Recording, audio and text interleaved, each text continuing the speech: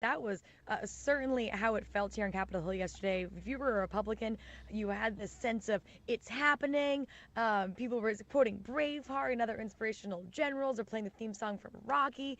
But yeah, so how did we get here when just a few days ago, earlier this week, we were saying, oh, the vote's probably not going to happen. It doesn't look like they have the votes. Well, Representative Long worked with Representative Upton to help make a new amendment that really helped appease moderate Republicans. There was an amendment added that made people question whether or not pre-existing conditions were covered, and Upton and Long came together, rewrote this amendment to add extra money to the pot to help pay for pre-existing conditions. Now, there are some critics of this that say it's not enough money, that certain things are considered pre-existing conditions that should not be considered pre-existing conditions, and the way that they're covering it's not going to work. But at the end of the day, the amendment that they wrote helped moderates feel like pre-existing conditions were going to be covered, and that's why they were able to have that vote yesterday. Yeah, the other thing that's not getting a lot of attention in all of this is in this bill also says that you're no longer going to be forced to buy health insurance. If you lapse your health insurance, I think it's more than 60 some odd days, they want to charge you 30% more higher premiums. There are a lot of people who are saying that might break the insurance company too, because you can buy insurance after you're diagnosed with cancer and only be charged a 30% penalty.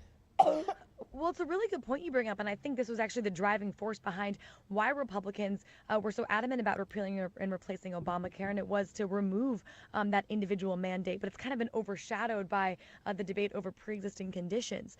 But yeah, they got rid of the need to have to buy insurance, known as the individual mandate, and this was part of them saying, listen, we're going to take a government out of the insurance company. We heard from Paul Ryan yesterday that said this was a great victory for the American people. We're removing big government from insurance companies. We're going to let them do, what American businesses do best and let the free market thrive and bring insurance premiums down for everyone. And as part of this, we'll no longer force people to buy insurance. But like you just said, this also brings up some complications. And truthfully, we might not know the impact of those complications until they're once again put into place. What are the Republicans in the Senate saying about yesterday? Oh, well, that's a whole nother mixed bag. Yeah, like you mentioned, this goes to the Senate next, and we're expecting an even tougher battle in the Senate. We heard from a lot of senators yesterday that expressed great concern about this bill. One, about some saying that it was rushed. There was a tweet from Lindsey Graham that kind of expressed caution for his Republican congressional counterpart, saying, don't vote on this until the CBO score comes out, until you have a chance to really read it. But obviously they went ahead and voted for it.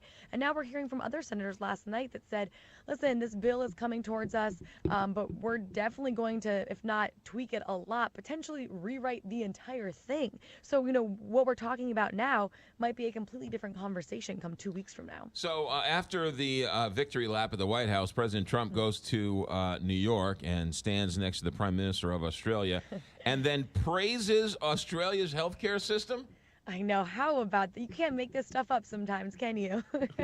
I saw so many, people on Twitter were sort of just saying, that they have a universal healthcare system in Australia, right, President Trump? And that you're praising this system that you're kind of also working to repeal at the same time. And, Senator Bernie Sanders went on TV last night and was very vocal, trashing the president about this. But, President Trump feels that this is a huge achievement for the GOP. He says this is a victory for the Republican Party. They've come together. He calls this a great plan. So, I guess at this point, it's also a wait and see to see what really happens. A great plan, but not as good as Australia's that has universal health care. All right, Maggie Rulli, ABC News correspondent from Capitol Hill. Thanks for checking in. Thanks. Have a good one. 824, Big 550.